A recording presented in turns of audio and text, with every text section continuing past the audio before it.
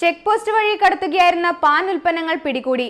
Vamanjoor check പോസ്റ്റിൽ വെച്ചായിരുന്നു 60,000 രൂപയോളം വില വരുന്ന പാൻ ഉൽപ്പന്നങ്ങൾ പിടിച്ചത്. ബുധനാഴ്ച രാവിലെ വാമഞ്ചൂർ ചെക്ക് പോസ്റ്റിൽ വെച്ചാണ് എക്സൈസ് സംഘം 60,000 രൂപ വില വരുന്ന പാൻ മസാലകൾ പിടികൂടിയത്. കാസർഗോഡ് ഭാഗത്തേക്ക് വരികയായിരുന്ന കേരള KSRTC ബസിന്റെ പുറകിലെ സീറ്റിന്റെ അടിവശത്തു നിന്നാണ് പാൻ ഉൽപ്പന്നങ്ങൾ കണ്ടെടുത്തത്. മധു, കൂളിപ്പ്, വിമൽ പാൻ മസാലയടക്കം 300 പാൻ ഉൽപ്പന്നങ്ങളാണ് പോലീസ് പിടിച്ചെടുത്തത്.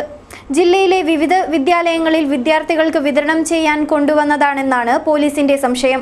കർണാടക ഭാഗത്ത് നിന്ന് വന്ന KSRTC ബസ് പരിശോധിച്ചത് ഒരു ക്ലീൻ സീറ്റിൽ വെച്ചിട്ടാണ് ഇത് കണ്ടെടുത്തത്. ഏതാണ്ട് 3001 പാക്കറ്റാണ് ഉള്ളത്.